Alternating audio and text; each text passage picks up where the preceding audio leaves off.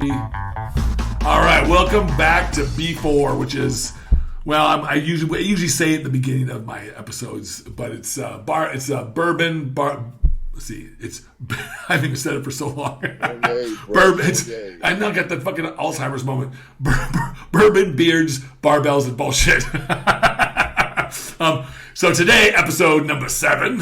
We're gonna what we're gonna talk about. We're gonna talk about. We were talking a little bit about the movie Mortal Kombat last time. Now we'll get into some bodybuilding stuff in just a couple of minutes, but you had some strong views, so I watched that motherfucker again this week with a critical eye on this movie, and I still like the movie, man. Why? I mean, and I'm going to tell you, I saw a meme somebody put up that said it had that Kano character, you know, the guy who played Kano, the Australian guy, and it said the face I have when I have to carry the whole movie or some bullshit like that. I'm like, that motherfucker didn't carry the movie. What the fuck are you talking about? I didn't think he was that good. He was the guy that I wanted. He was the guy I wanted dead from the beginning. Yeah, he should have died at the at the onset of the movie. He should have. I'm like, these are supposed to be elite warriors, right? And this guy's like some kind of Aussie from fucking Australia or something. I don't know what the fuck. I mean, he has some kind of. He didn't have any. He was just a tough guy. To me, there's a million tough guys out there. He was invited. He had a mark. He just didn't have. He was just a punk. He was. Yeah, but didn't he get the mark? Didn't he get the mark from killing somebody? Say what? Didn't he get the mark from killing somebody? No. No, he got invited. Okay. He's like an underground boss, but he's one of those guys that talk a whole bunch of shit that can't really. He's the motherfucker you invite to the party that you really don't want to come to the party. but here, help me understand this though, man. Like, okay, the one guy. Like, you know, he's a made-up, like he's a created character. The one that had the spandex top that appeared once he figured out his superpowers. Right. Dude, that was a whole Under Armour top. Is that Liu Kang? Is that who? Liu Kang? No, is that Liu Kang? I can't remember all this. Hey, man, that wasn't Liu Kang. That was like a whole different character. Man, they could have just modernized it, man, and just could have brought it to 2021 and made all the characters. Could have been new characters. They could imagine new characters.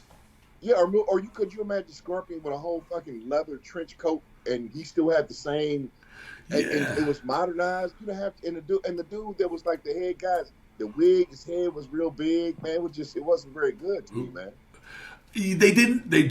I think what you're complaining about, correct me if I'm wrong, is that you would have liked them to some more originality. They really just tried to modernize the one they did before. Yeah, and because I mean it's hard to develop characters from a video game because oftentimes you don't know too much about the character outside of you don't know about the video game. But I thought they did. It's easy to develop it.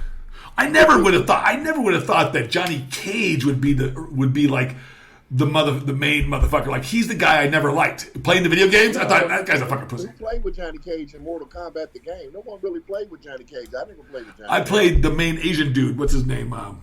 Liu Kang. Liu Kang, yeah, the guy. And he wins, usually. Doesn't he win? Didn't he win in the first Mortal Kombat movie?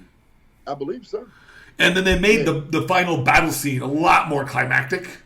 Yeah, this was a little. It looked like something. Now, no knock on the Sci-Fi Channel. I love the Sci-Fi Channel, but it looked like some shit like Sharknado. It looked like it was just like didn't have a lot of money in the budget, man. It didn't. They did a pretty. Go ahead. I may be wrong, man. Maybe, no. I watched the anime again, dude. I watched the anime again. I watched that. I was like, you know what? They should just made an anime. They should have just made a cartoon of it. It'd have probably been way better. I just or made.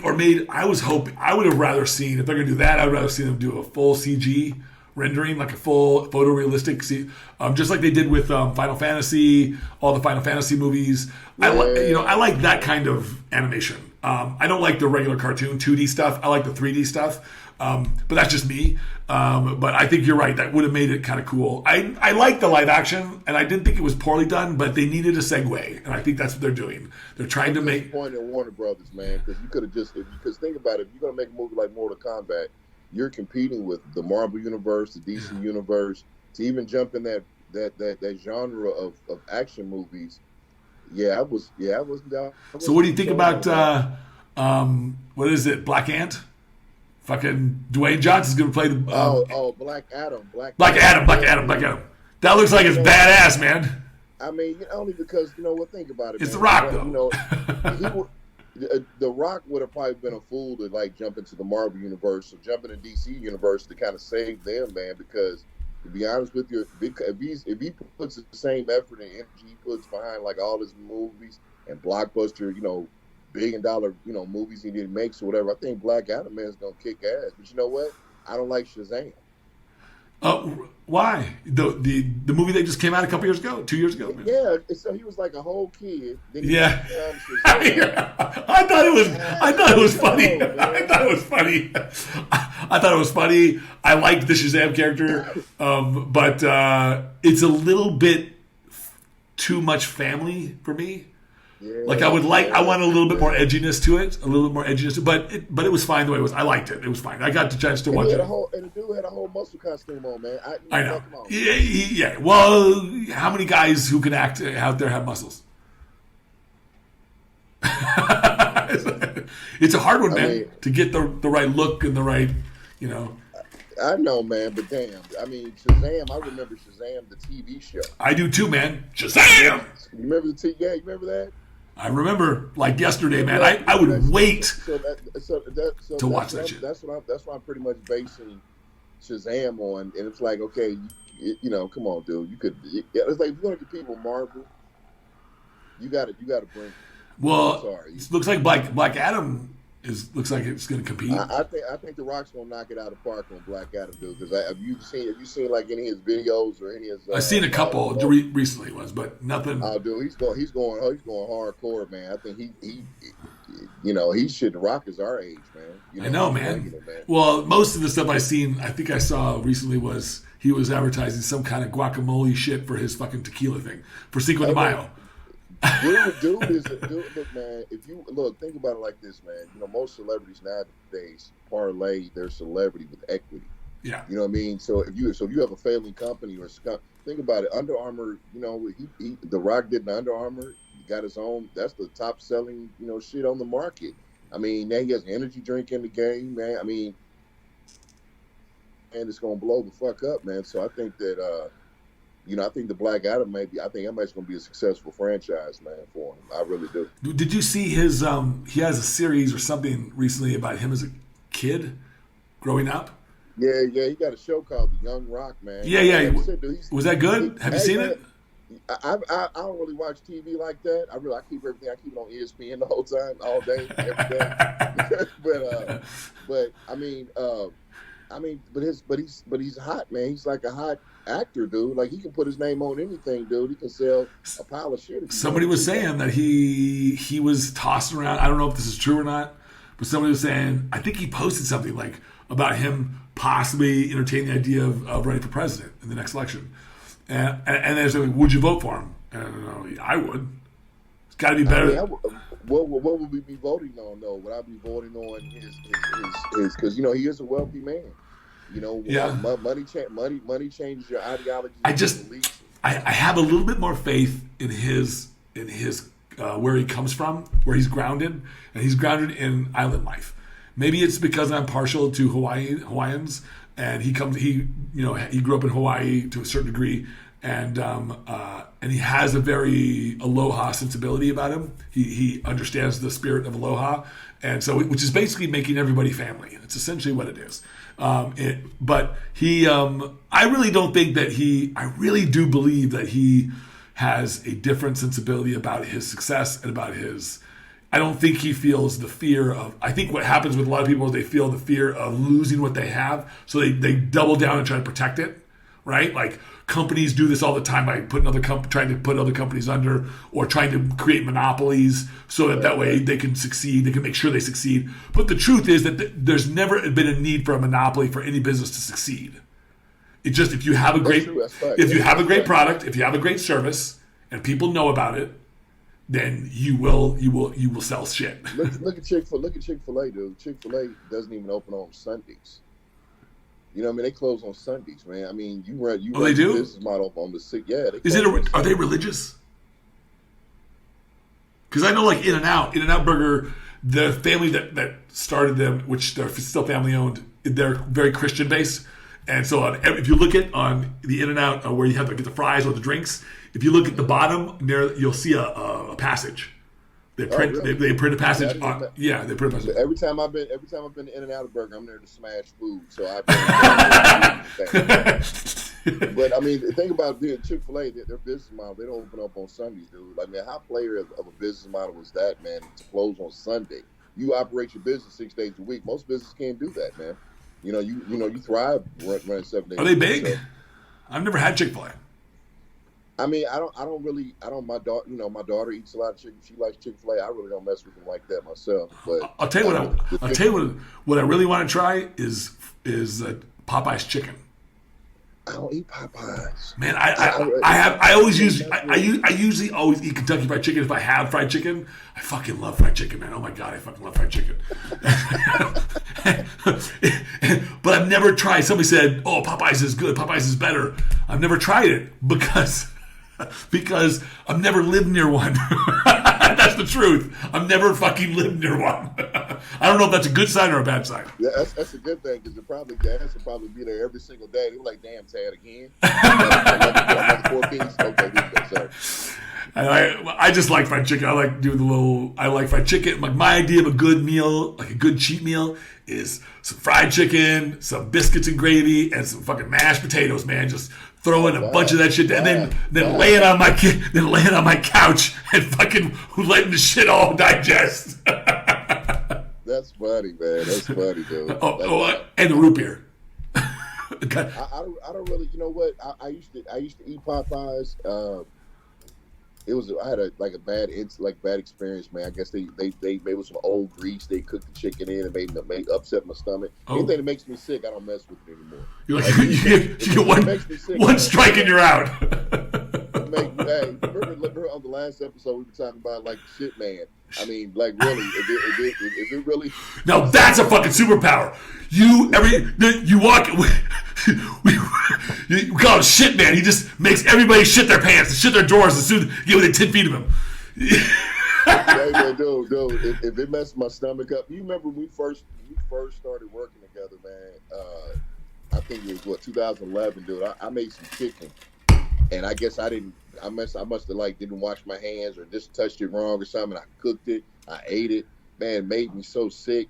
And then it scared me half to death by eating chicken. I was eating ground sirloin that whole fucking prep, dude. Oh, I was eating ground sirloin because I was scared of chicken. Like I'm not messing with chicken. You remember Rocky, my buddy Rocky? I coached Rocky for 20 years. And I don't know if you know this or not. I don't know if I told you, but he died on New Year's Eve. It's very sad. I loved Rocky to death. But he got many years ago when we were first starting to prep for shows for him. It was probably about 18 years ago.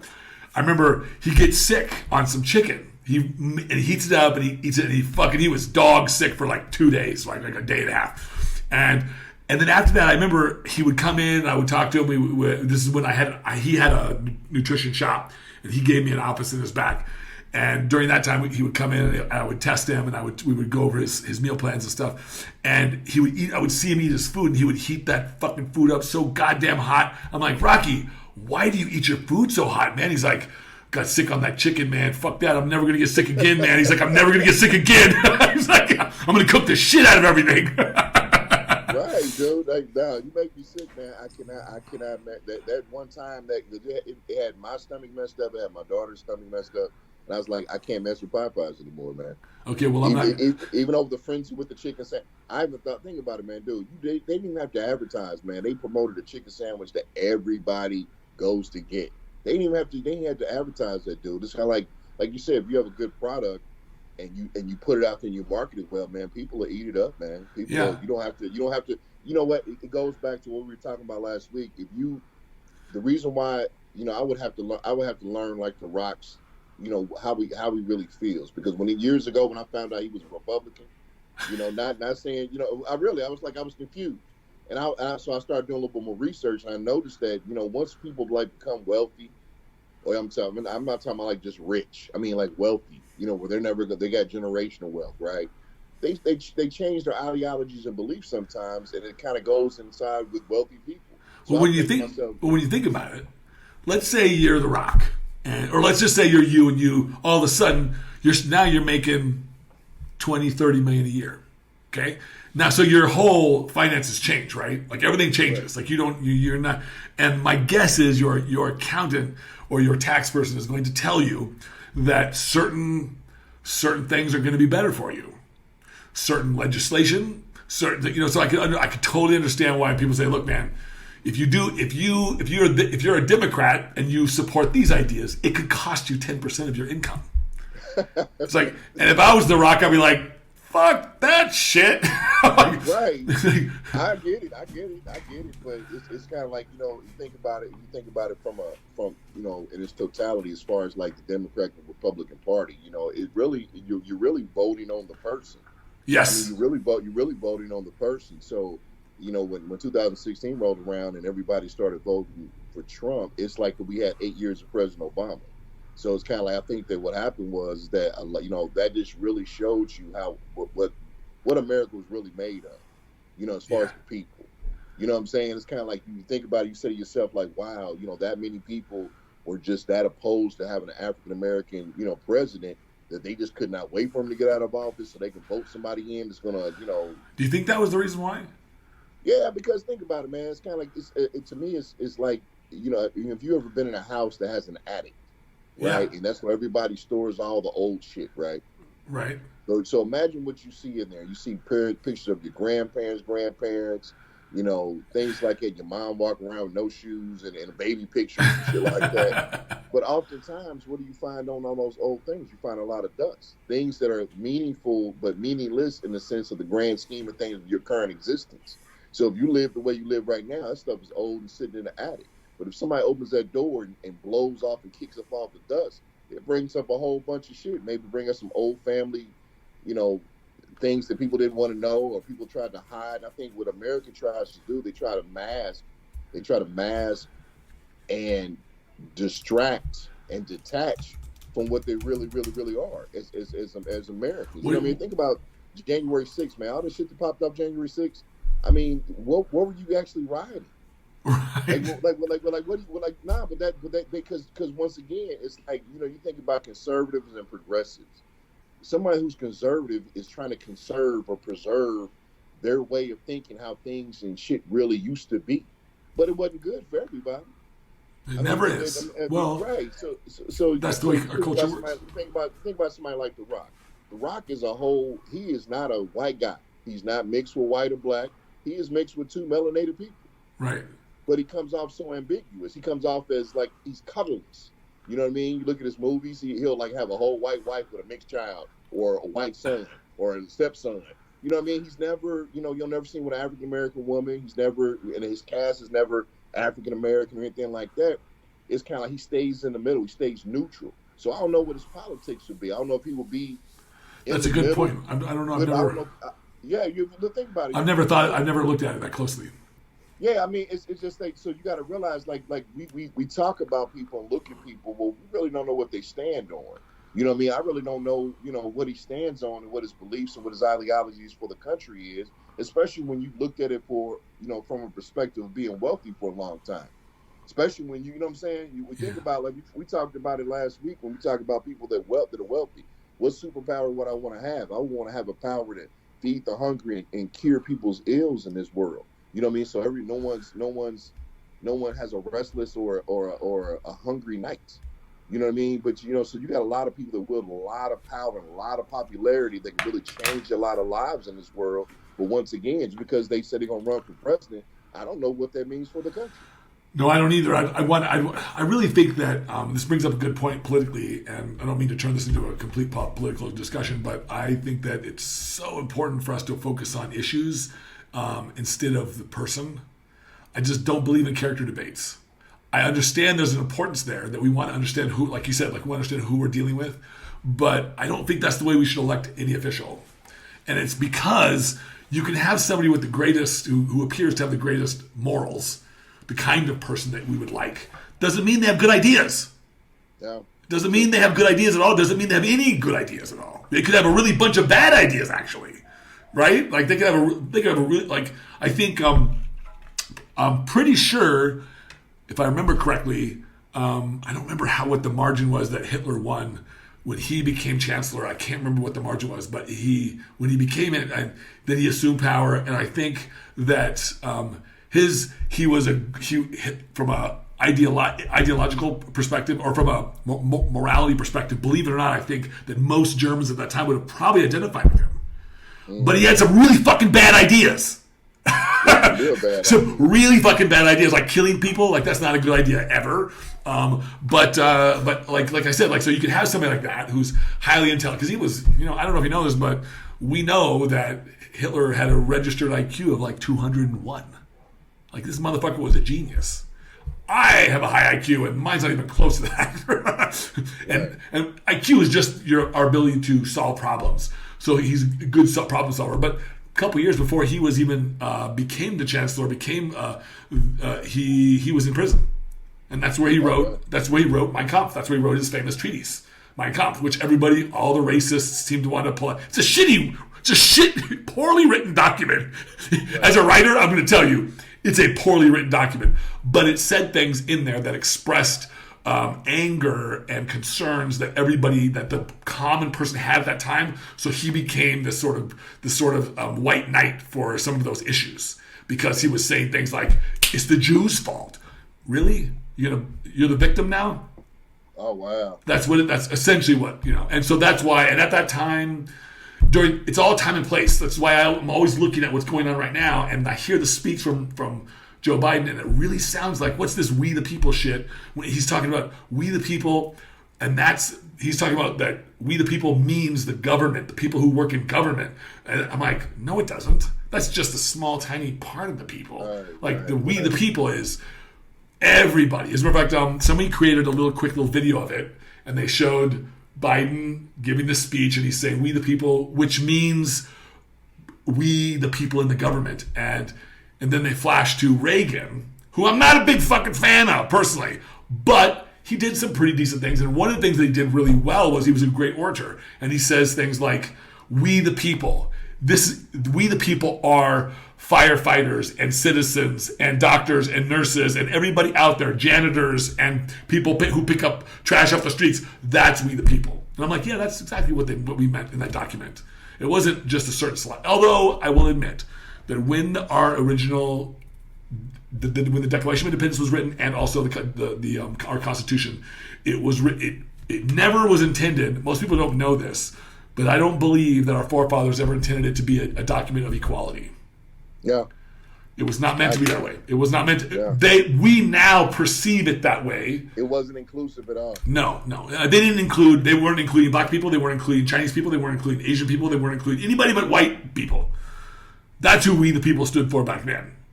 And it didn't include women. No, not at all. Women were still second-class citizens. Shit. Women didn't even legally couldn't even vote until less than 100 years ago. In the 20th century, they got the right to vote.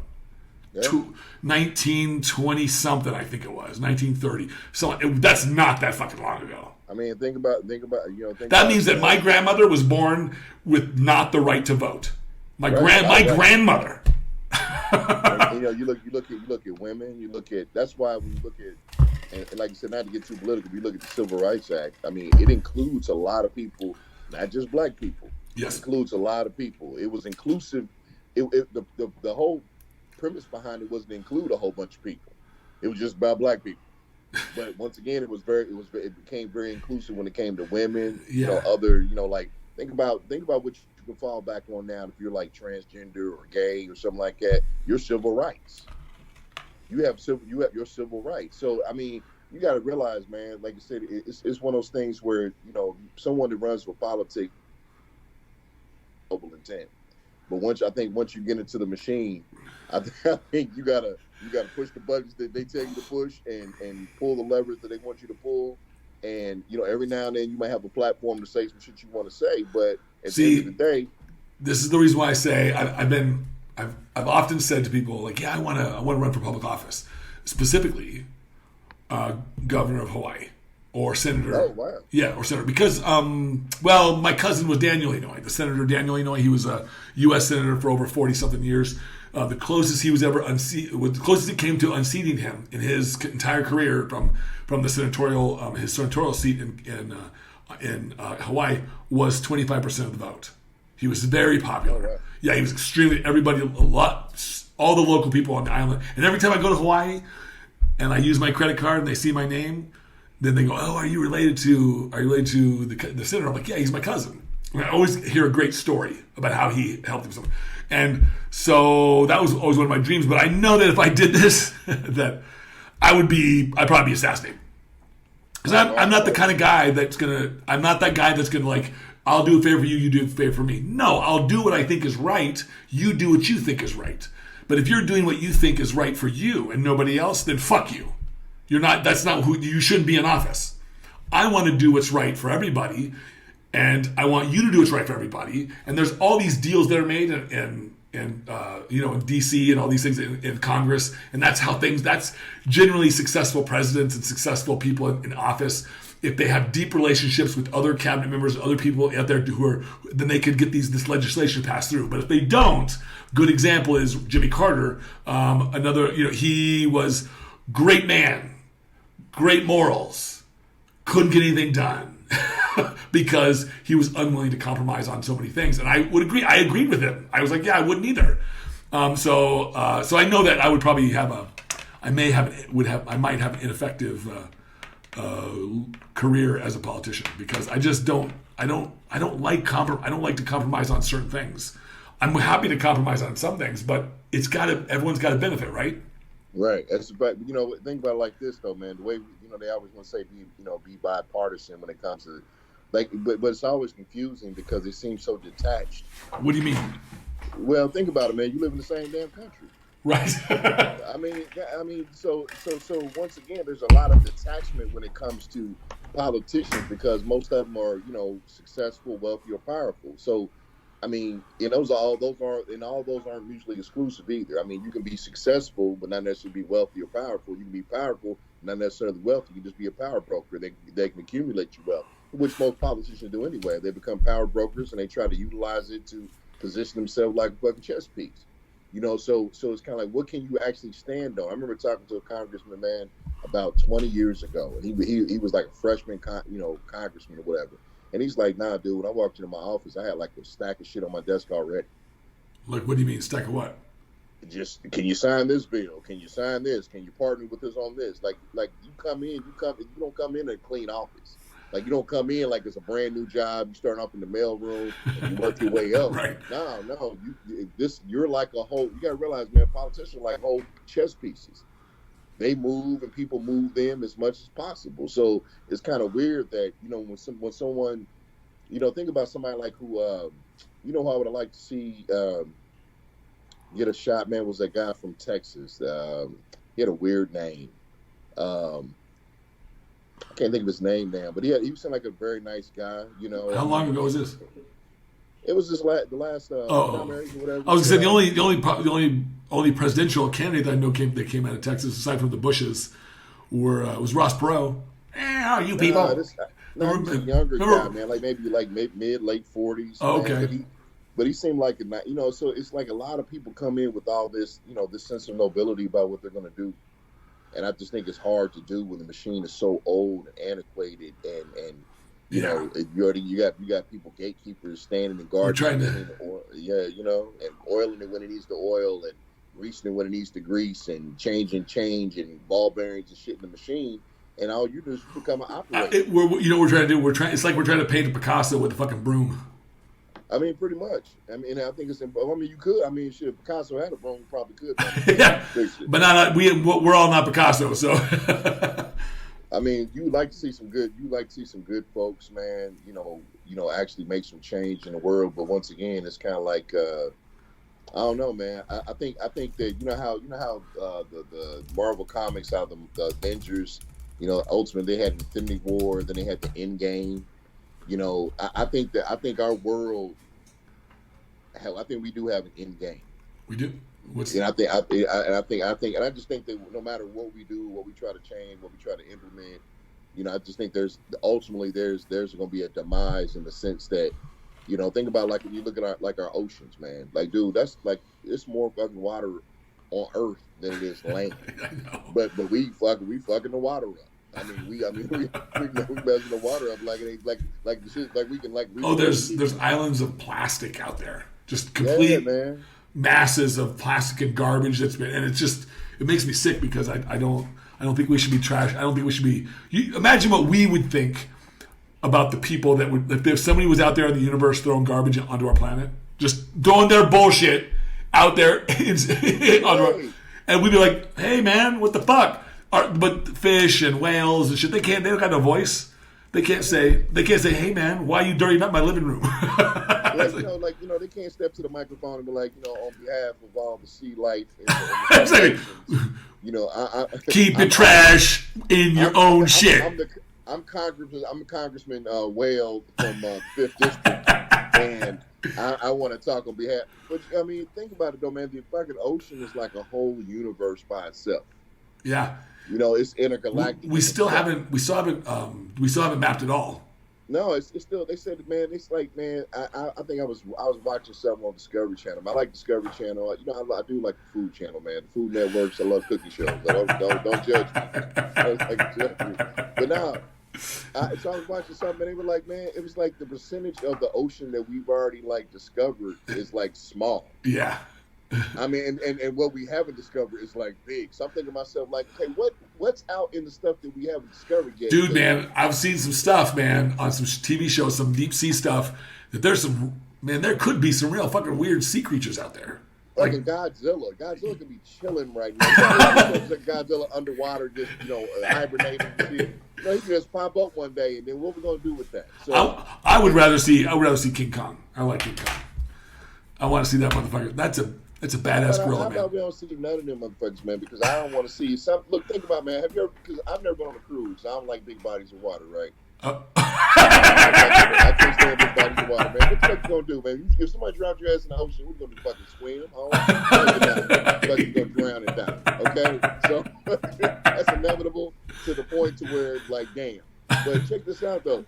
Like if you did fall overboard and fell in the ocean, man, right? Like you're on a cruise, on a vacation, and shit, and a whale swam past you, what would you do? You can't do nothing.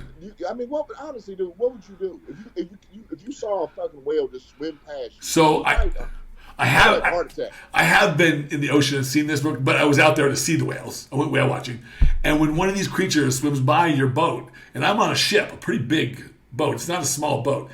This motherfucker dwarfs the shit. If all it would take is a one flip of the tail, just bam, and we're capsized, easy. And you would die, and get ate up, and then I'd be like, that's fucked up. That's so. Too bad for you, bro. That's why I don't fuck with big bodies of water. That's why I told his ass. But I will say this: that I've looked at a whale in the eye, only one of his eyes, because I could see the other side. So he was cruising by. I was in high school. We went to this whale watching thing. It was really fucking cool. My brother's in the fucking back, both turning different shades of fucking purple and blue and shit. He's throwing up. And I'm like, I asked the captain, hey man, where's the worst part to sit in this boat? For most of it. He says at the front.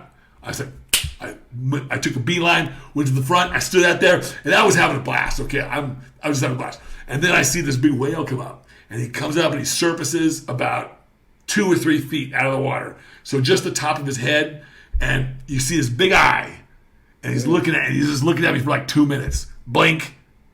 How big was the eye though, man? The eye was about this big, man. This big. That looks small. Size of my fist. I imagine the whale's eye was probably bigger than that, man. No, it's the size it's like that size, a little smaller than my fist. That's the size of his eye. I'm not trying to get that close, man. I don't know why people think that shit's fun, man. But my point with this is that, well, it was fun, but my point was that, man, you really sense, like, I really felt, now this just could be me, I felt like, man, this is a harmless, loving creature. Like, he I am sure he knew, well, I could tip these motherfuckers over in one flip of my tail, man. Fuck this. Like, if he wanted to, but he just cruised by, took a look for a couple minutes, and then went back under and sailed off. We were like nothing to him.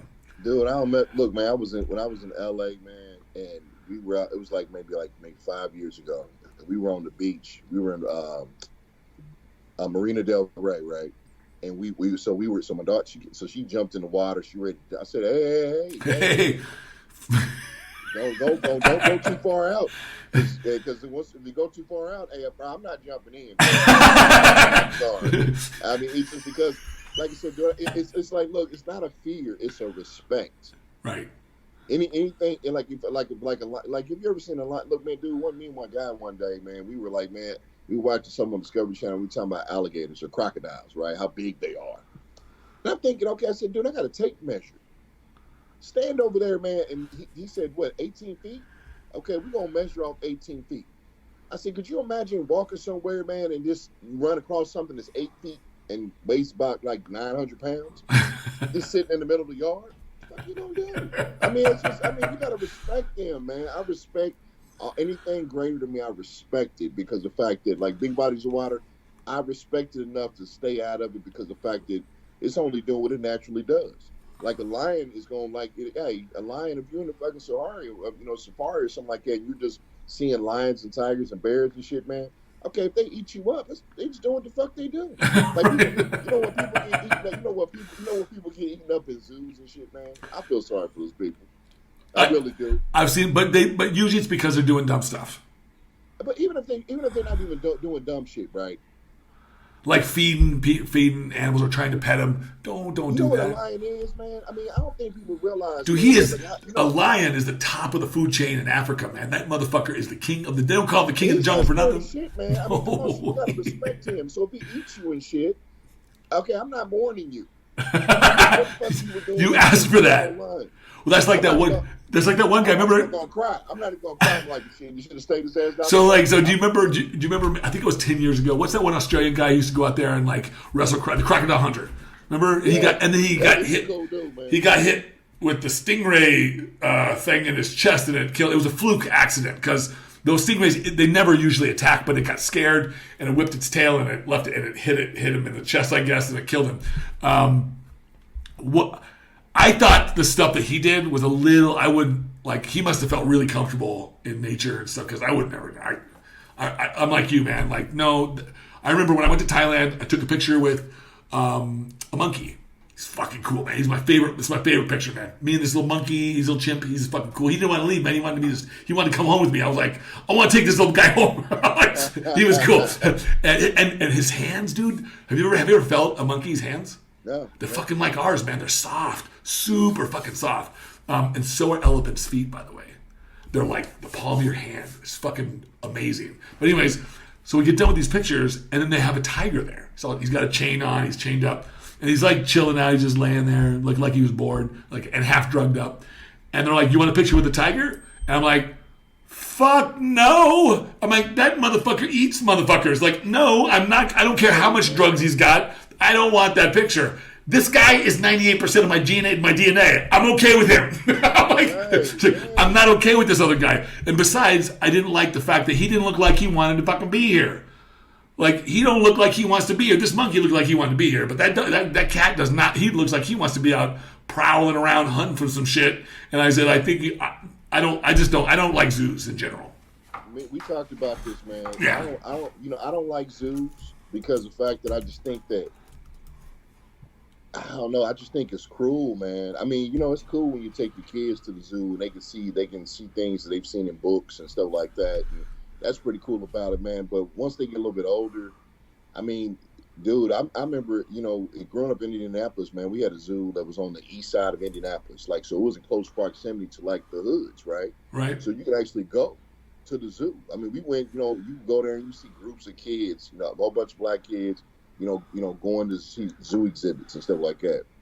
And then you start digging and looking at your history and stuff like that. You see that, you go to SeaWorld, man, and they say, oh my God, one of the people in the pool got killed by a killer whale. Well, first of all, the first name is Killer. So I'm confused as to why this is a big surprise. I would never misunderstand that. Like, if you walk up to me and I put my hand and shake your hand, you say, sir, your first name was Killer. I'm good, bro. I don't need to know you.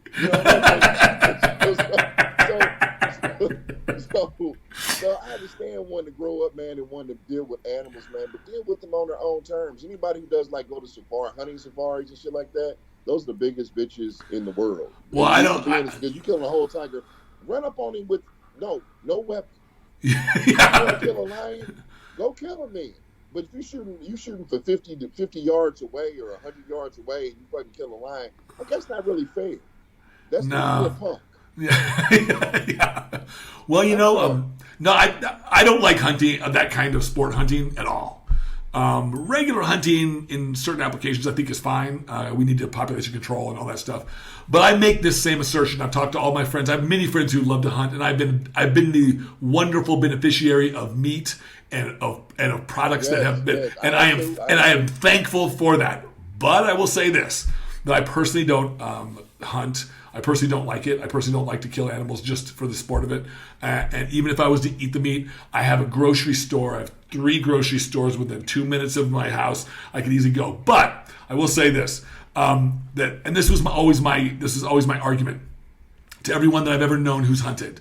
I said, they said they would always give me these the reasons what they had was they say things like, I like to hunt because I actually use all the meat. And I do it very, very humanely, and I use all the meat, and I always come back with, that's not the reason why you hunt. That's just you may get enjoyment out of the meat. That may be useful for you, but you hunt because you enjoy killing something.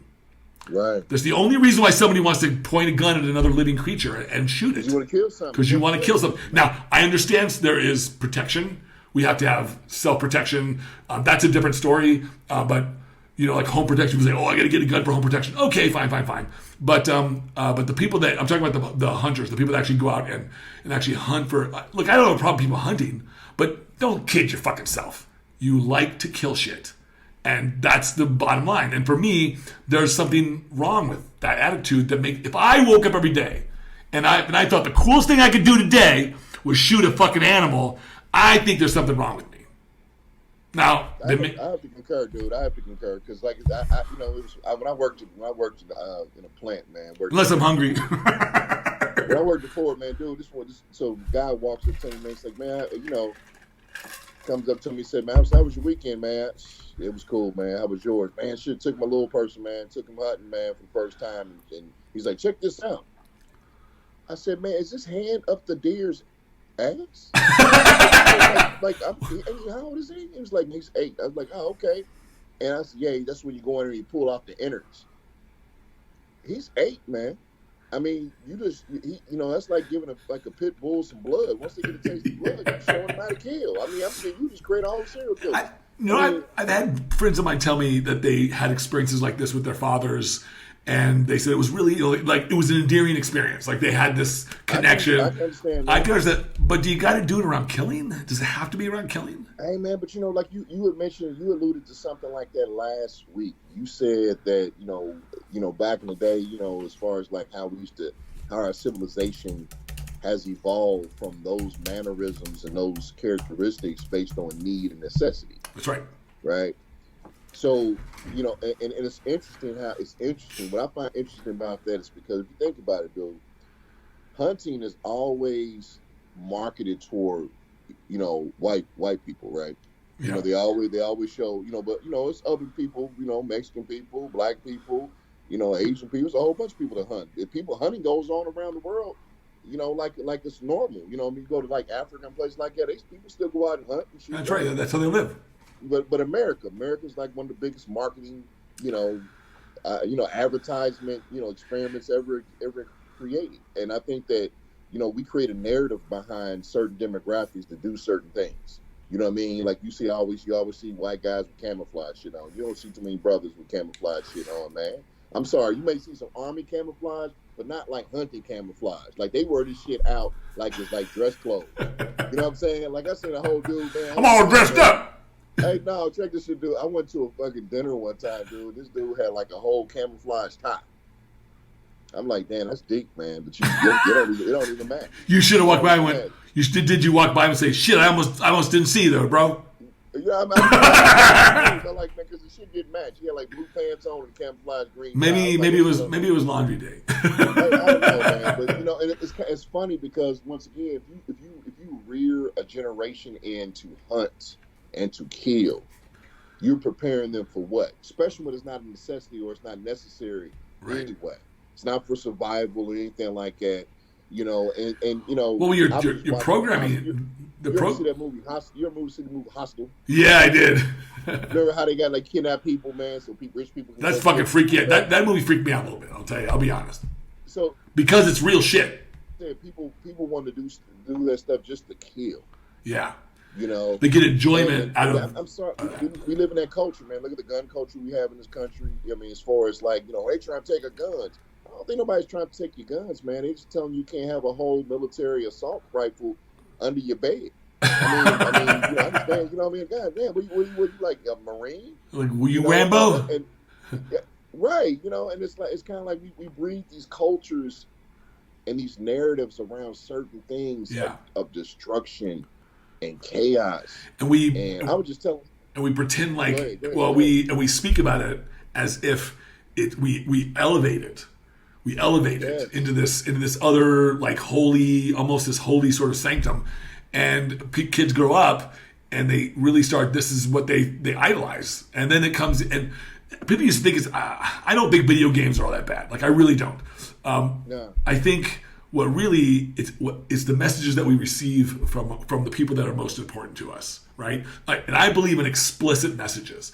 As a father, as a parent, I give my daughter explicit messages. I don't infer shit because she could come up with some wacky idea about something thinking that it's my idea because I didn't say it explicitly.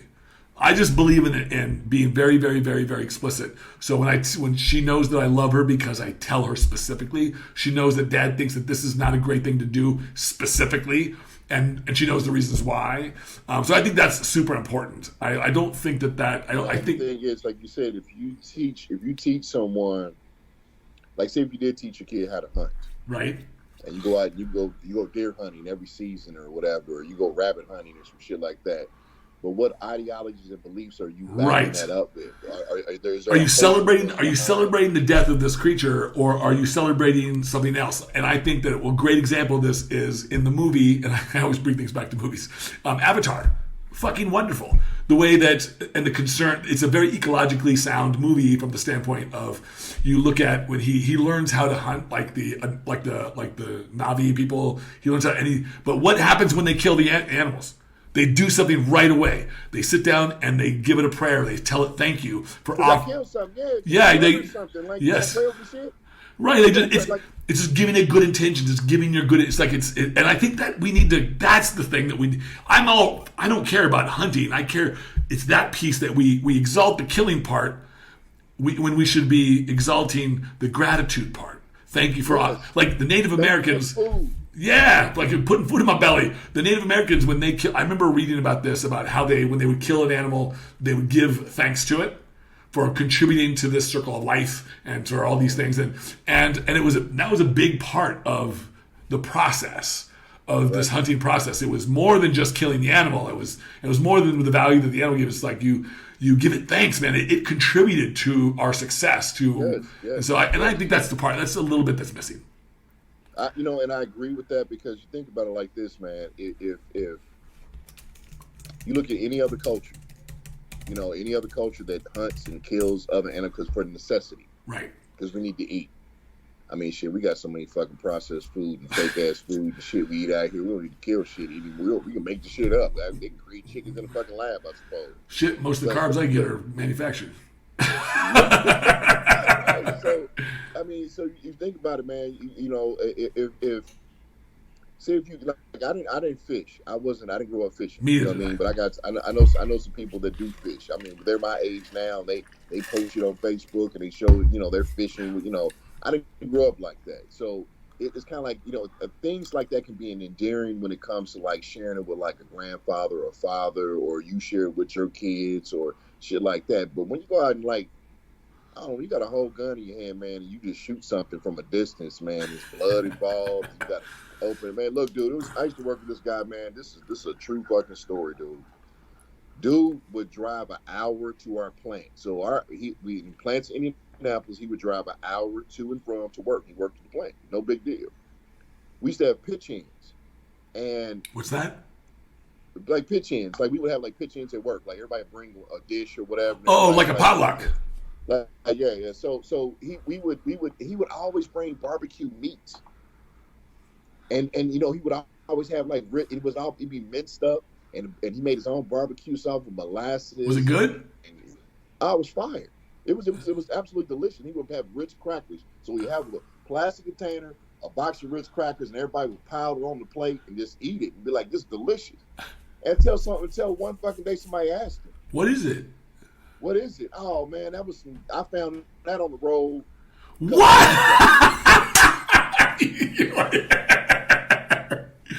Found it on the road, dude. And he didn't tell. It wasn't like he told like the group.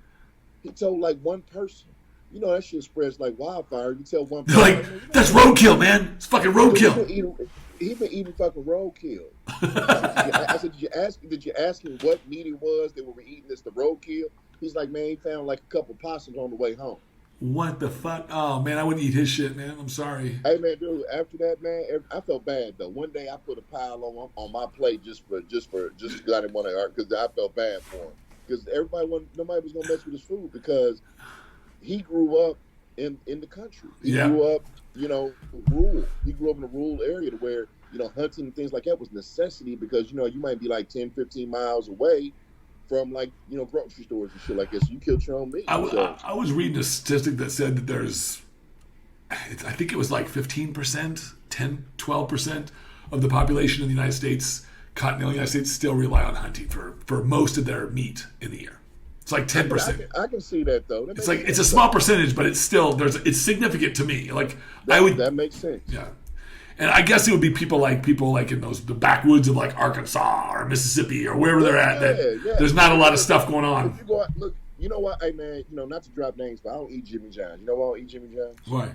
Because he got two first names for a name. Because the owner of the company, he went over and killed some like old ancient, on some preserve in Africa, something like he killed some like old, like lion or something that was revered. That sucks. Yeah, but the thing is, when you show, he's fucking dude got a mullet and shit, man, and he's like just sitting there, just like, what are you really doing, man? When you go over to dude, first of all, you're not from there. You from America, and you over in a whole other continent, and you over there killing shit that didn't say shit to you, didn't talk shit to you, didn't talk about your mama, didn't do anything like that, and you go over and kill it just for what? Just so you can mount it on your wall? I think so, I might piss off some people for saying this, but I think that people that kill things and mount them, that these are their trophies. That I think that it makes sense to me that the only reason why somebody would ever want to do that is because they really don't know who they are. They're like somehow that look at me, look at who I am, look at what I can do, sort of thing. Like I don't know. I mean, I've still tried to wrestle around with it because, man, I like those busts that I see on the walls, like for like bears and tigers, but I don't want it to be real. I don't want it to be a real one. I want it to be a fake one, man. Can you I'd buy a fake one. But you know what? You know what's so crazy, dude? I went to a party once, man, and it was like the wealthier part of our city, and I walked into right in the front door was a big ass bear. What do you mean? Like a stuffed bear. Oh, really?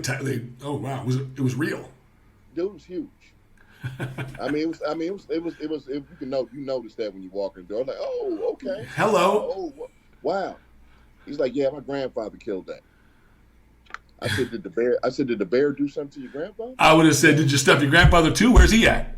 He passed, but I guess it's a family heirloom and it's been passed right. through. But wouldn't that be a great thing? Walk in, you see the bear here, the stuffed guy who killed him here. Right? Like he's saying like, yeah.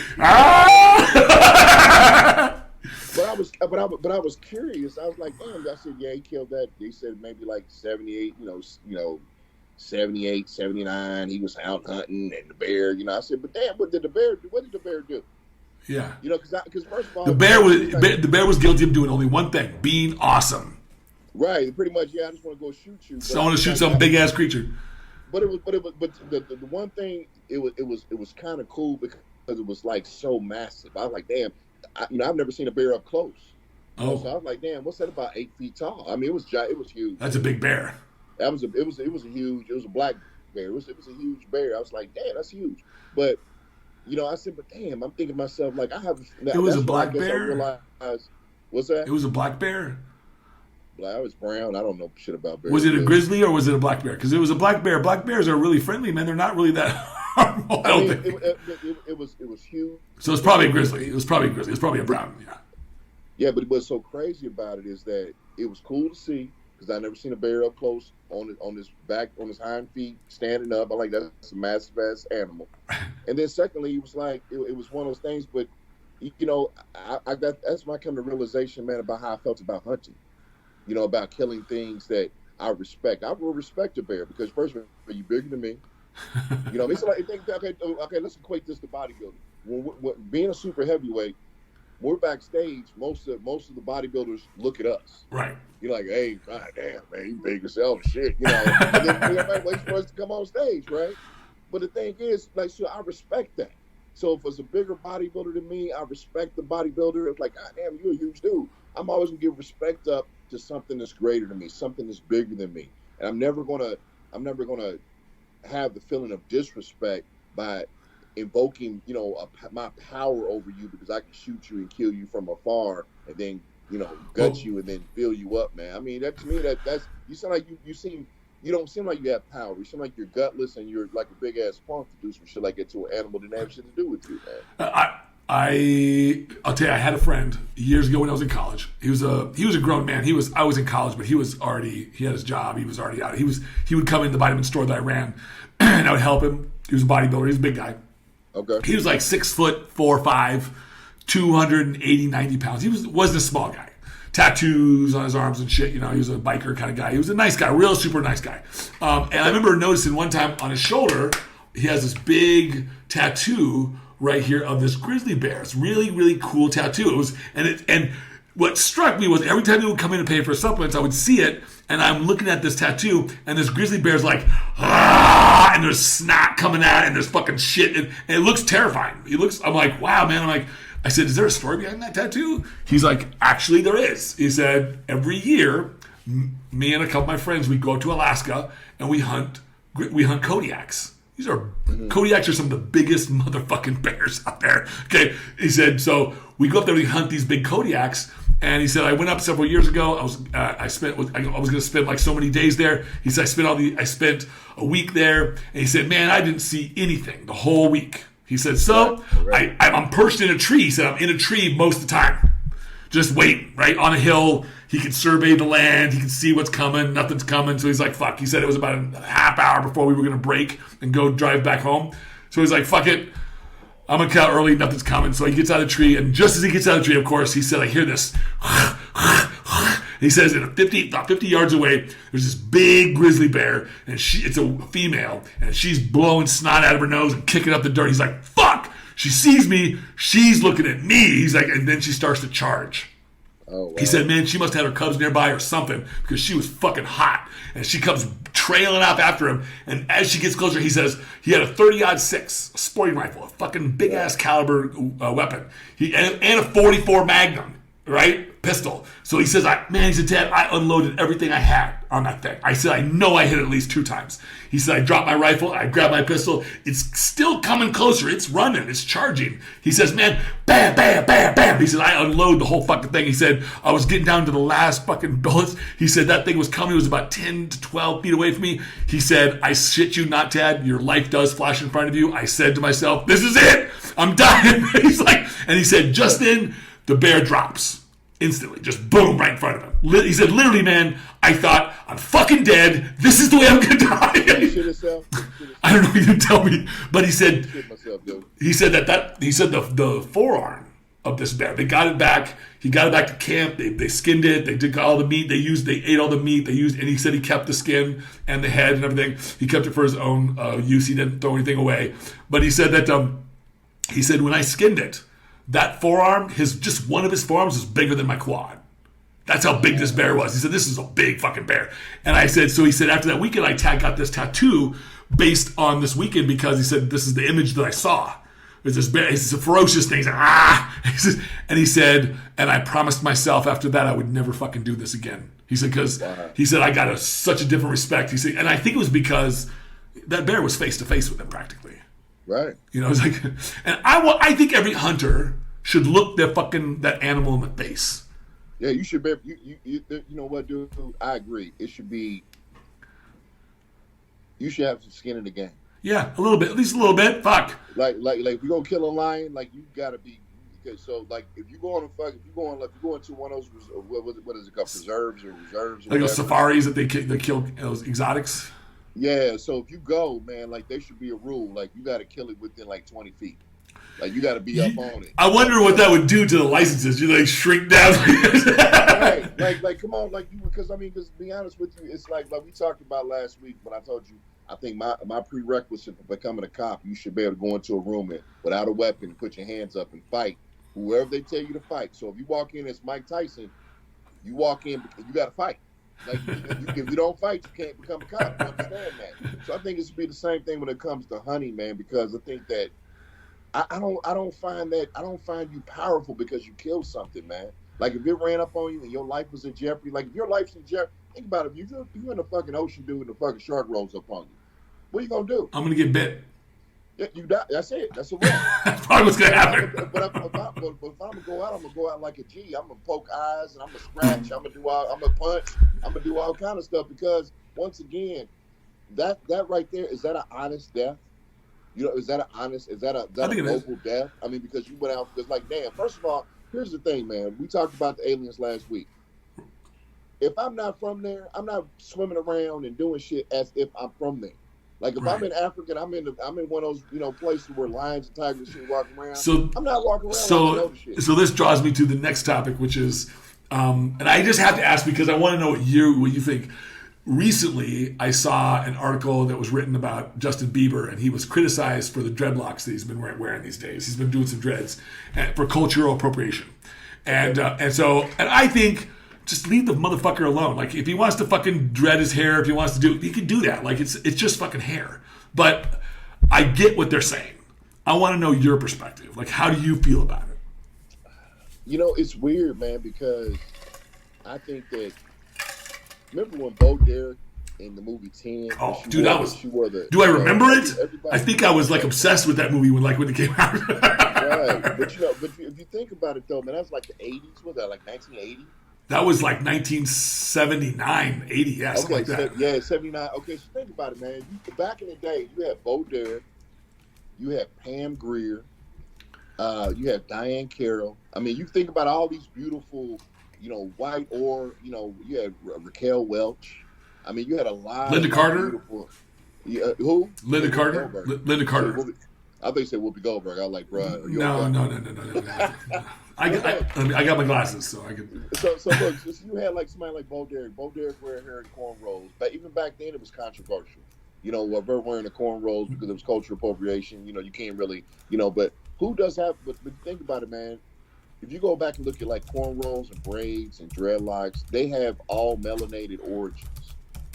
You know what I mean? They have, those aren't. That wasn't a European thing. That wasn't, that wasn't. You didn't see a whole bunch. You didn't see King Arthur and all them walking around with dreads and shit in their hair. You know what I mean? So I mean, think about it. If it goes back to what we talked about last week. If you have black friends, you understand the sympathy. You empathize and sympathize with their plight. You understand the cultural, things behind why we do what we do and why we say what we say. If you dip in and you steal the culture thing and utilize, it's like when Jimmy Fallon had the girl, the white lady that got on his show and did all the like TikTok dances. Oh, I don't watch Jimmy Fallon. Okay, so but here's the thing, though. She did all TikTok dances that all these little young black kids, and I don't know any other demographic that does these dances, but these are created by like kids on TikTok. But you choose a white lady to come on your show to do all the dances that actually were done by a whole bunch of black kids. Right. So it's kind of like you can't go steal from the culture and not empathize or sympathize or reach back and understand what it's like. Don't you think that Justin Bieber? Don't you think he does have some kind of empathy? Nah, he's from Canada. I mean, he's But from Canada. but just being from Canada doesn't exempt him from not having empathy. I'm not saying it exempts him. It's just like, okay, think about it like somebody like Justin Timberlake. Justin Timberlake came out of NSYNC, right? Right. I like Justin Timberlake. And Justin Timberlake, man, back in the day they called it blue-eyed soul. White guys that had little sauce on their voices when they come to singing, right? But you look at somebody like Elvis. Elvis, he learned all his moves and all his sound and all his things from all the juke joints that he visited when he was a kid. Yeah, that's right. And so did he reach back and say, well, I got this from, this person or that person? No, you went in and stole the culture. You put a little spin. But isn't that part of what we do as evolving? Like I've taken lots of stuff. I've taken lots of stuff from. But does that make you right though? Well, I'm not talking about right and wrong here just yet. But I do think that it's natural to look into our experience. The things that we like, we keep. The things that we don't, we get rid of. Okay. I'm glad you said that. But check this out though. So he's walking around with dreadlocks, right? Right. Or twist or whatever. And I want to make this clear, Justin. Lose the dreadlocks. You look like shit. Go on. But think about it. Somebody like so. Reason why I say right or wrong, or people being indifferent about it, is because think about it. He can walk around with dreadlocks, but then you have some corporations who won't hire African American with dreads in their hair. Oh yeah, that's not right. That's not good. You see what I'm saying? Yep. Or schools telling kids they can't graduate because they got braids. Or I guess I'm defending to a certain degree his right to be able to choose from what he experiences for what his preferences are in his life. Like he has the right to choose his preferences. Yeah, he doesn't. What he doesn't have the right to do is take those preferences and call them his own. Like these are. Like you can't do that. Like you can't say that this is all me. If that's the case, then all the people that go tan and all these white folks that want to get darker skin. You know what I mean? But it's kind of like you can't stop it. But I just think that what happens is that, like we talked about it last week. When people go tan, why are you tanning? Right. Like why you want your skin darker? Be happy with what you have. Or if you're a white guy, you're a white kid, whatever, you got straight hair, you want to braid your hair. Think about all the volleyball players and softball players and little white girls and stuff that play in high school, middle school, and college. They braid their hair all the time. I know. I'm trying to learn new braiding styles for my daughter.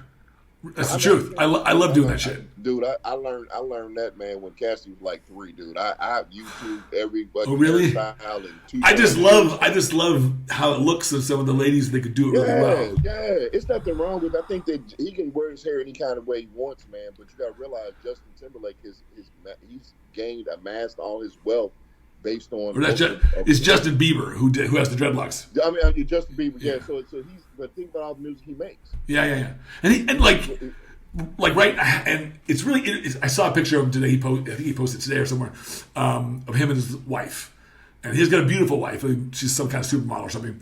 Nice little couple, but man, dreadlocks on him makes him look like he just got a dirty head, man. Like fucking cut it off and like wash your head. I don't. It's because he's got that blonde hair. It's because he's got the blonde hair. I don't like blonde dreadlocks. I don't think it looks good.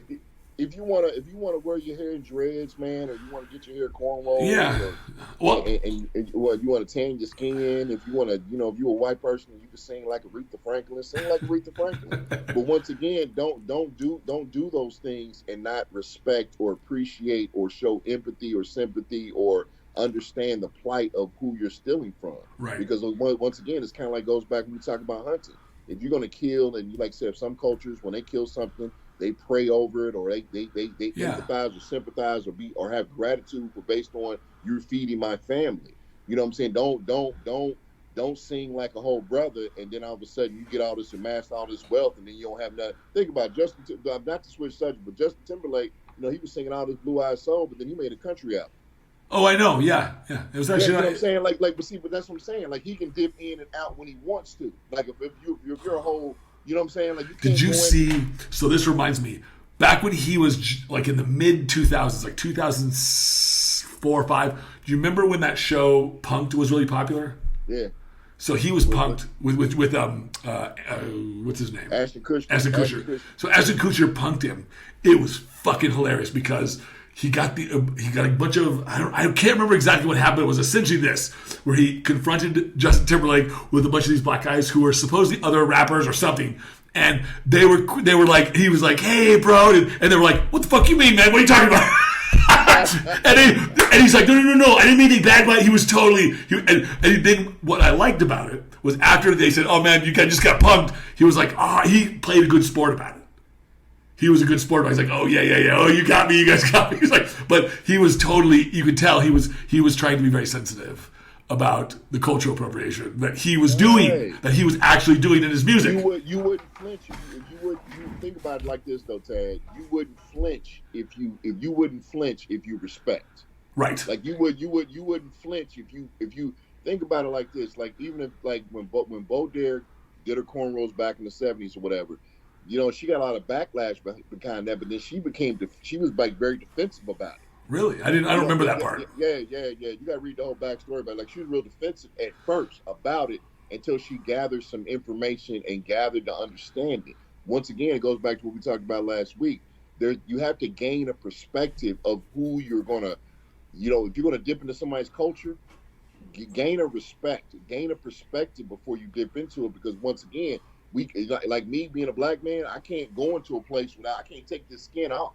Right. But then I can say, hello, how are you, Tom? How you doing? You're doing great. You're doing well. That still doesn't change. That still doesn't change this though. You know what I'm saying? Like I can be a whole black dude and sing country music, but you know what? I can't wash this off. Right. But you know what a white entertainer can do? They can change the inflection in their voice. They can change the tone of how they sing a song. They can put a nice little hip hop beat behind it, and you know what? That song will be played on a black radio station. Right. But you know what they also can do? They can switch and go pop. Right. And then sing to all the teeny boppers out here. So once again, cultural appropriation, I think, goes hand in hand when it comes to gaining a perspective or understanding of what culture that you're trying to appreciate. If you're showing appreciation, show the appreciation and understand it. But you know why you can't do that? Because you don't want to lose the audience in which you're trying to sing to. Oh. Think about hip hop. Hip hop. You know who buys the most hip hop in this country? Who? White kids. Of course they do. Yes. Right. So I'm at the gym the other day, man. Two white kids, they pull up. and look, now real talk, man, because I just had this conversation with a friend of mine, man. Check this out. So they were bumping the music all loud, all kind of N-words coming out the music and stuff. And I'm thinking to myself, like, damn, how dare how dare you, but I can't say anything because I can't tell you what the person would listen to. Right. But how do you explain that? You listen to music that has the N-word all in it. Then when you see a black person see that you're listening to that type of music, you feel some kind of way. Why would you feel some kind of way about it? Because, right, if I wasn't around, you'll be reciting every word of that rap song. So I think it goes hand in hand with what we talked about last week. Is you need to gain and garner a respect for the culture that you're appreciating. If you appreciate hip hop, understand that you listen to it because you gain the understanding of the black plight or whatever. Like you know what I like, man? I would love to go to China. I don't know if you've ever been to China. I have been. Yes, I have, but not. No. I take that back. I haven't been. I want to go. I would love to go to China. The reason why I love to go to China is I've always. They would love you, man. They would love you. I'm going to tell you this for a fact. They would love you, and here's the reason why: because they love big black bodybuilders. I'm not kidding you. I've heard that. They Japan's thing. But I've always appreciated their culture. I've always appreciated like Japanese. I would love to go to Japan. Oh, me too. Let's take the podcast to Osaka. Oh hell yeah, that'd be awesome as hell. But but think about it. You think about like cultures like that, and it's like I would never dip into that culture and then identify with it. I would appreciate the culture. I would understand it. I would try to gain a perspective. And because the reason being is because that's what we all need to do. We got to gain appreciation for each other's culture and respect. Right. And we talked about this last time. That's the easiest way. What you're describing is to find those similarities that we were talking about, finding similarities instead of differences. Yeah, man, that's the easiest way to do it. Like if you don't, so Justin Bieber wants to wear his hair, and just because you hang around a whole bunch of black people, don't make you black. I don't think he does. I remember dating a young lady who was white, man, years ago, man, and I remember one time she asked me if she could say the N-word. And I'm sure many brothers who've dated, white women or whatever, or I'm sure they. You could say it. I might not like it. But she asked me, right? She asked me if she could say it, but she didn't ask me as if she was going to say it. She just asked me. Oh, as a general statement. Yeah, general statement. I said, as intimate as our relationship is, I wouldn't feel comfortable with that. No, yeah. I said the reason being is because it's a very, it's one of those words like just like I talked to somebody that was a gay guy that said, man, I said, but if I called you queer, that'd be offensive. But I've heard you call another gay guy queer, and call. But they can do it because they're gay. They can do it because they're gay. Right. Just like I explained, I said, so you think about like black people, like you said, like if I call somebody that. So here's a conversation. I got strong opinions about this. Here's what I've believed. This is what I personally think. That if you want people to not use that word in the derogatory sense, like the N word or any other word, queer or whatever word we choose, it doesn't matter what the word is. Then I think everyone's got to give it up. Everyone's got to give it. Everyone's got to give it up. Dude, I totally fucking agree with you. Because you're always gonna have some asshole that says, "Well, fucking we says it. Why can't I say it?" It's like, fucking no. You got to study history. Like, here's the thing about like somebody that's gay, right? Right.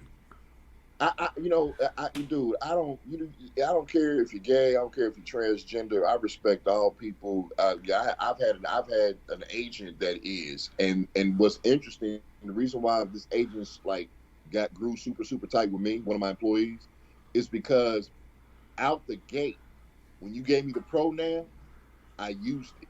I didn't make a mistake. I didn't slip up. What do you mean? So, you gotta say them or they and things. Oh, they don't want it. Right. Gotcha.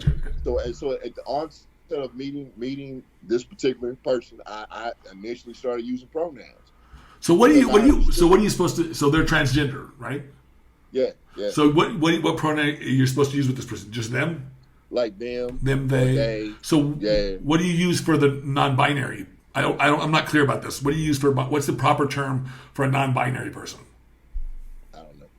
Okay, because that's the newest thing, right? Like that's the new one, right? It gets confusing after a while, but we can't just be people.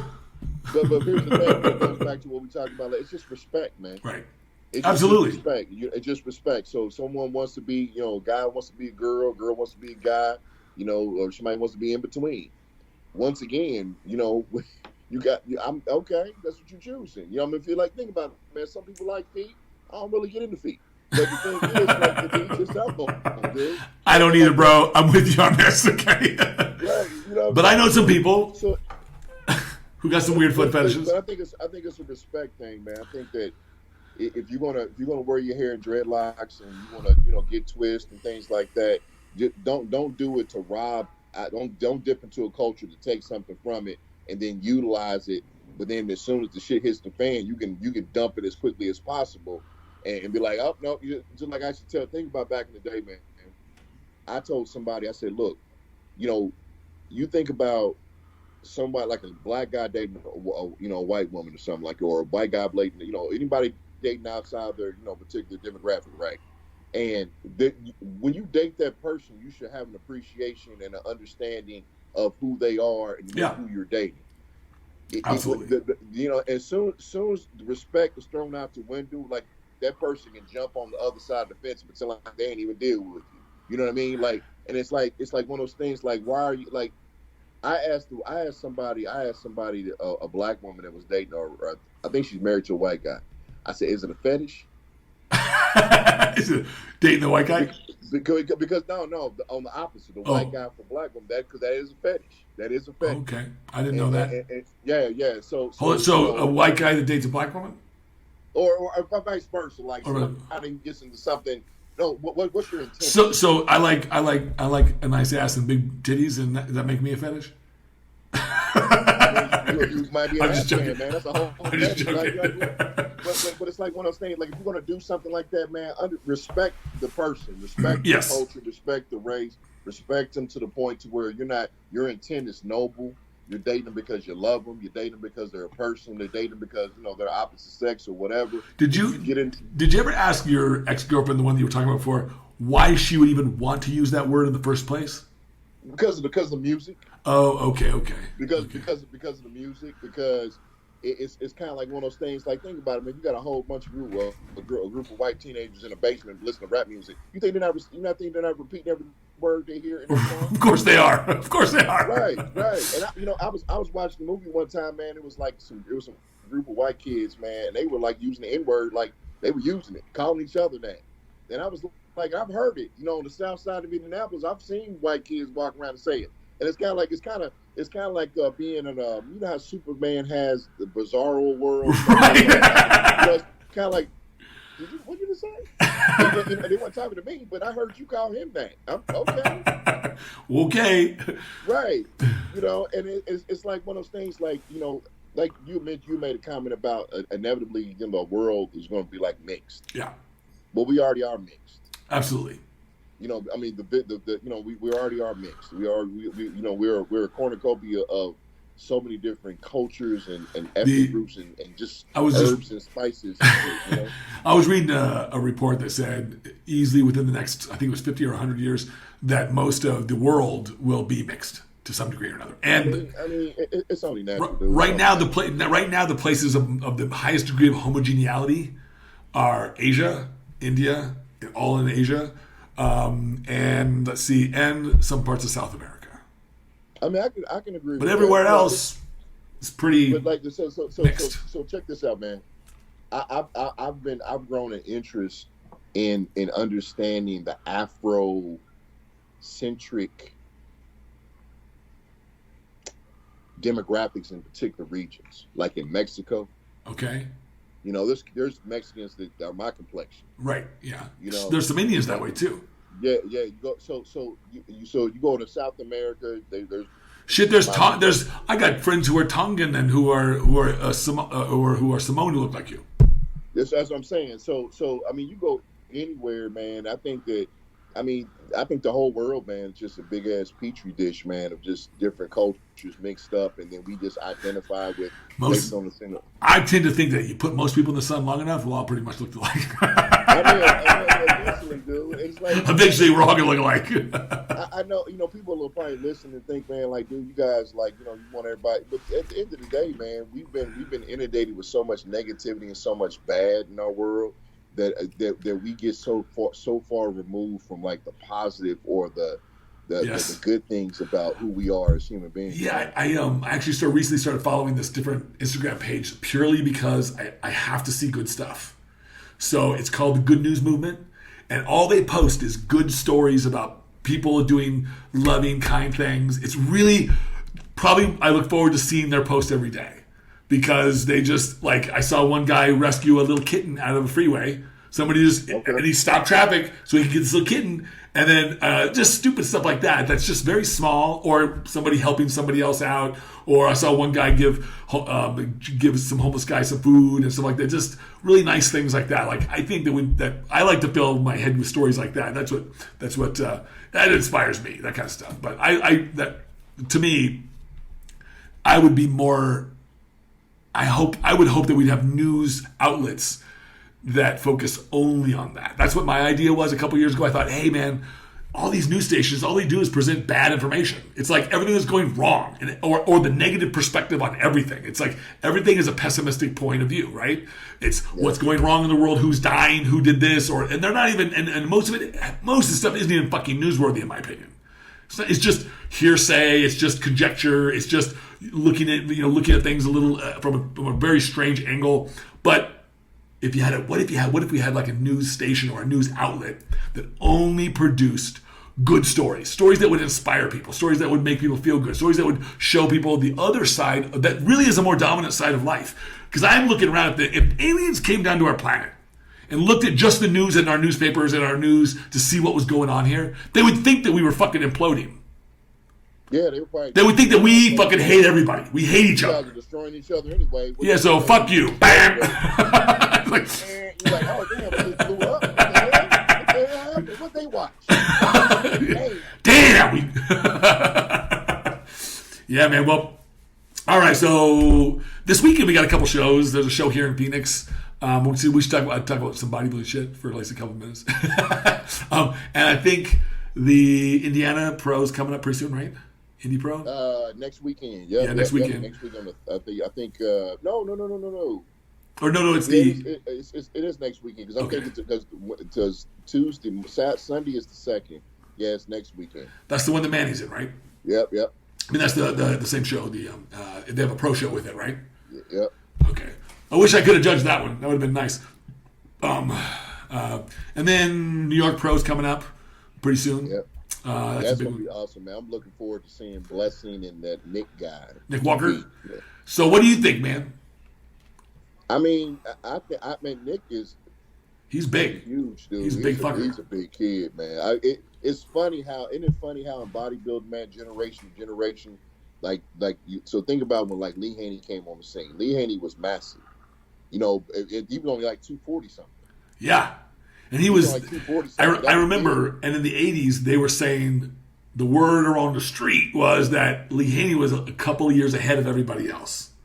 Yeah. He was big. Yeah. He was big, but then Dorian came, and then Dorian was like, in order for me to compete against Lee Haney, I got to get bigger.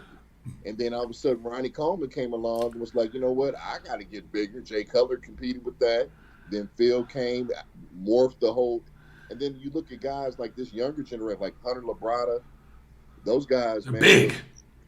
I mean, that's big as fuck, dude. He's big. Gigantic, man. Those are big with dudes. a tiny little waist. I'm really impressed with Hunter Labrada. Really impressed with him. The only His dad was aesthetics. Labrada had a physique. Oh, Lee Labrada had a wonderful physique, actually. The only problem with Hunter's physique, and I hate to say this because, sorry, Hunter, man, I think he's a great competitor, but he's just is dog ugly, man.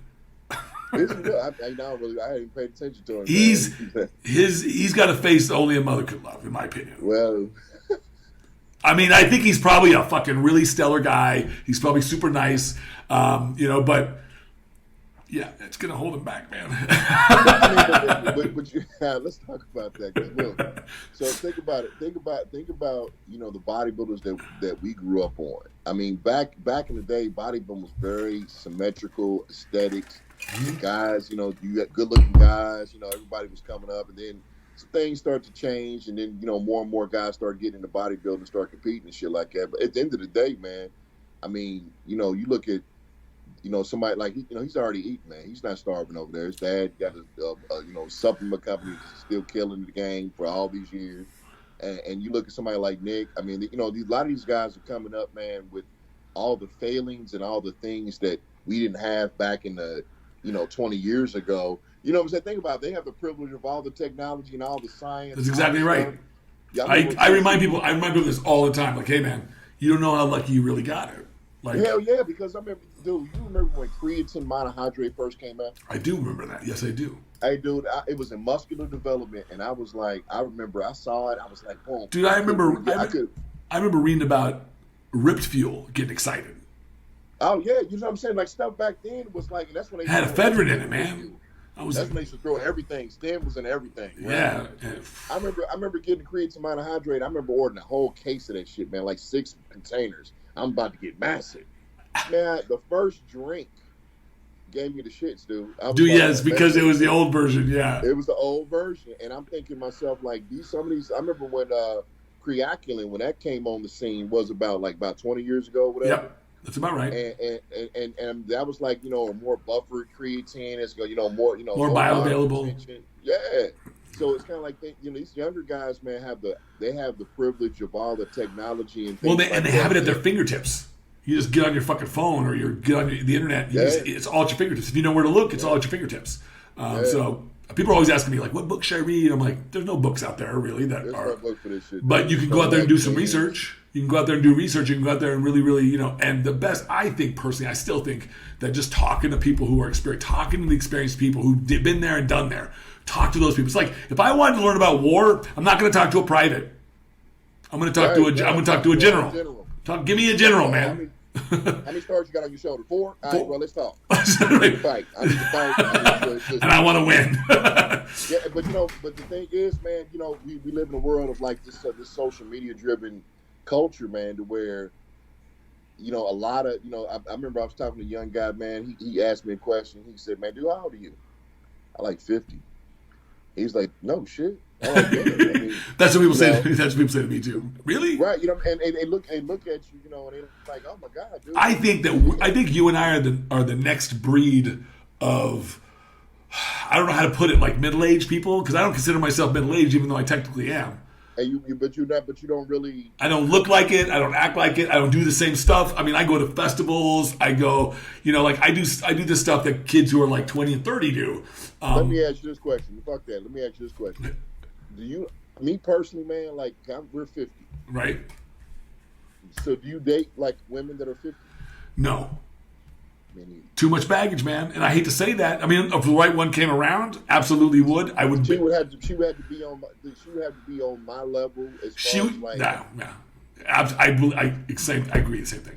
You date somebody. I'm not knocking it, because I'm sure it's a whole bunch of beautiful ass 50-year-old women out there that they can probably run circles around us. But the thing is that, like, when you stand in front of somebody, man, that's your age, and you look at them and you look at yourself, and you're like, what the hell happened? What happened to you?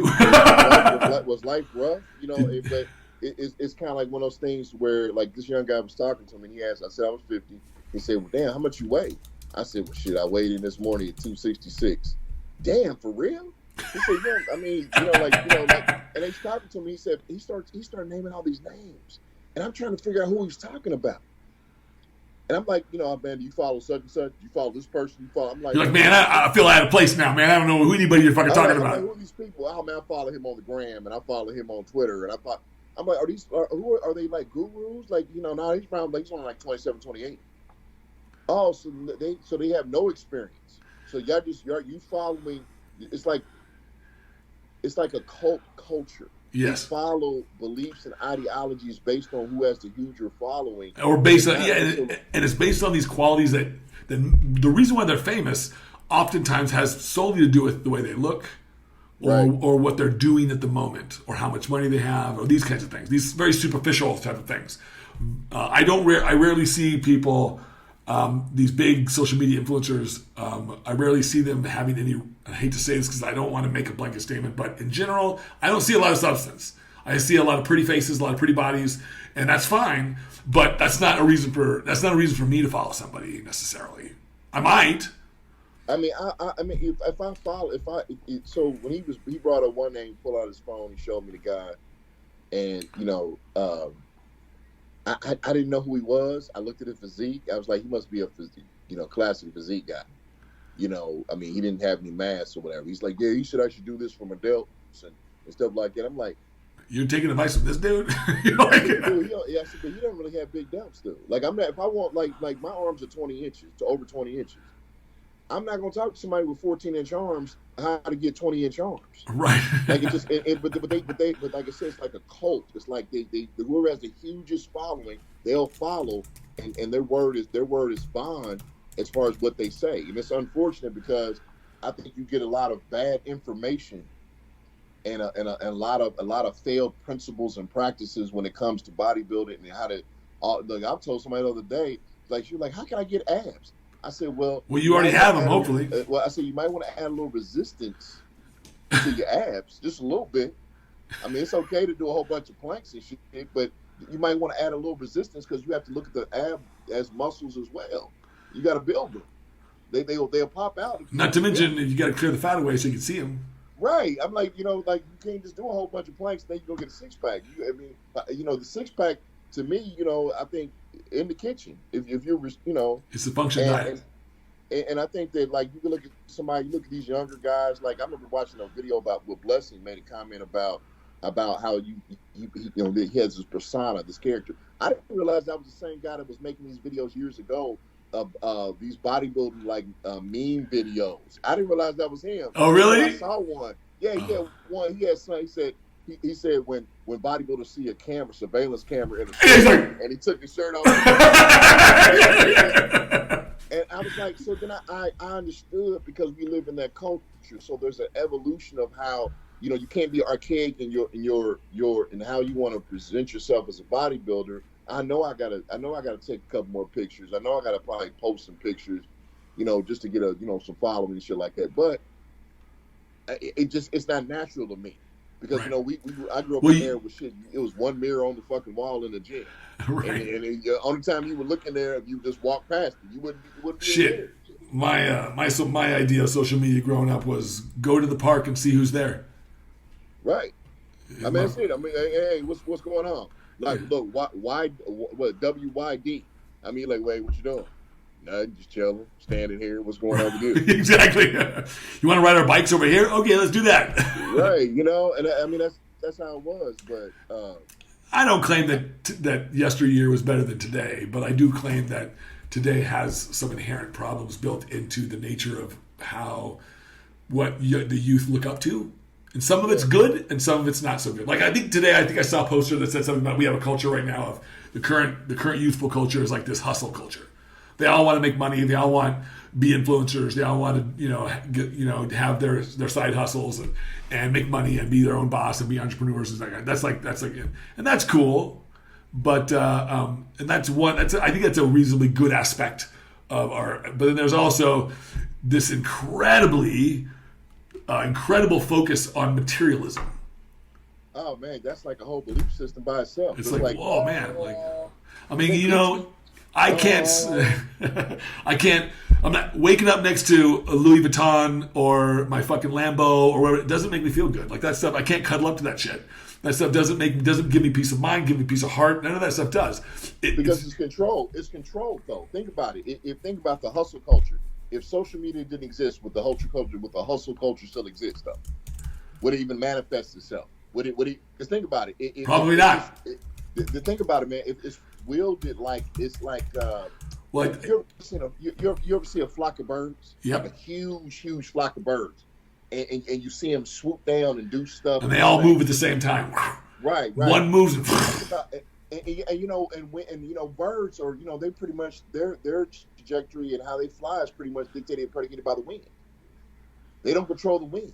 No. The wind control. They flow and fly based on the wind, right? So think about how these kids. If there was a bodybuilder, he wasn't really a bodybuilder, but he was like all synthanol out and shit like that. Boston something. Oh, Boston Lloyd. Yeah, Boston. Okay. He was a joke. Yeah. He was a joke. And the thing is that he had a huge following. Huge. For what? But for what? He at the time he was being very honest about what he did and all that stuff, and so people were. I think they appreciated the fact that he would just tell you.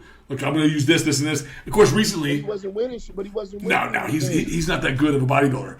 But I actually talked to him several times. He reached out to me several times. He's actually a nice guy, but I don't agree with his philosophies in taking drugs. I don't believe in the same things. But recently, he had a health scare. He actually was using some new experimental compound from somewhere, and it like screwed up his kidneys a little bit, and he had to kind of take some time off and to rehab himself back. But he did. But yeah, he was. I think it was just his honesty that people liked, because what he was telling him to do, or what he was telling everybody that he was doing, which he was doing. I believe that he was doing it. Was just insane stuff. It wasn't good. They were not good protocols. But that was his way of finding out. I just don't think you should experiment on your body. I mean, you remember years ago, man, when remember it was the Jarrell Chronicles, and I think it was in Muscular Development, where you had bodybuilders talking about their cycles and stuff like that. And half that shit was lies.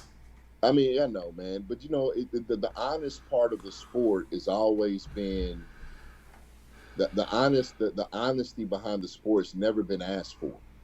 It's never no one really, because think about it, it's kind of like it's kind of like if it was asked for, like I've just educated somebody the other day. I said, do you realize less than 5% of all like drugs and shit are used by like athletes and bodybuilders. Yeah. Most of it's used in hospitals. And they were like, what? I'm like, oh yeah, you can Google that. I said, because the thing is that that's a controlled narrative. So do you think, like I said, with the hustle culture, if social media didn't exist, where would kids know about hustling? They would. Hustling is not new. Grinding and getting your money and making it happen is not brand new. The new part of it is that those guys who learned how to hustle, they're telling people how to do it now. they're sharing it with other people. This is what I do. Like guys like and some of the guys I admire, like Gary V, like Gary Vaynerchuk. Gary V's the truth, man. Dude, and he's a guy that's all about hustle, man. He's all about the hustle. But think about what he came from, though. He came from, that's right. He came from his father hustling and grinding, building his company, that wine company, whatever. He put his stamp on it. That's right. Hustled a little bit harder, but once again, he had a good head start. Yes, he did. Yes, he had a good head start, but then he shows you how to build it and parlay that into something better and something bigger. But once again, just because everybody's telling you, think about a pyramid scheme. If I'm making money and I pull up in a Bentley and I tell you I'm part of this new company and this is how you do it, it's not all applicable to everybody. No. Not everybody has the same hustle, the same drive. Yeah, in a pyramid scheme, only the people at the top really get paid.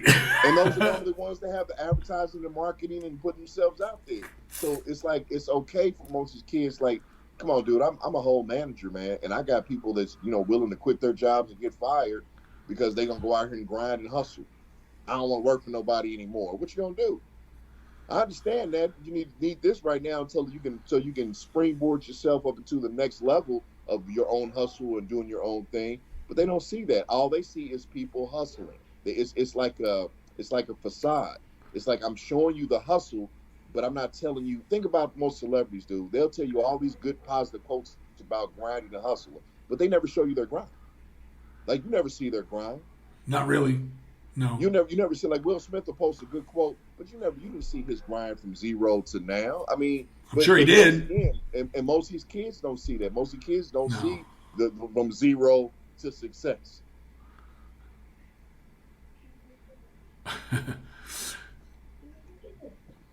Get the door.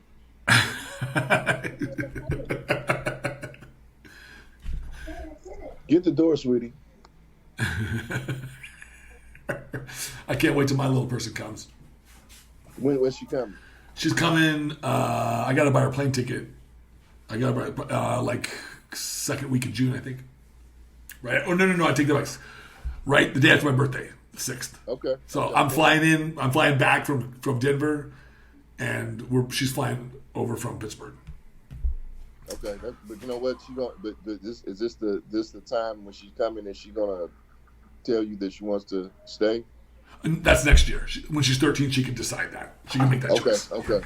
And I'll probably work it out with her mom. I'm thinking that I'll just let her mom keep her for the summer, so that way we get a fresh start, and I'll just get her early so we can get a fresh start for her school. But we'll see what happens. Whatever. All right. Well, before we've been on this for like an hour and 40. Let's talk about before we end this. We normally do I'm going to save our bullshit and bliss for next week because I want to prepare some funny ones.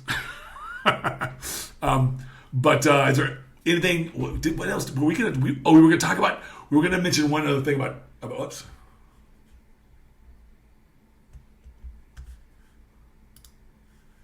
Oh, are you there?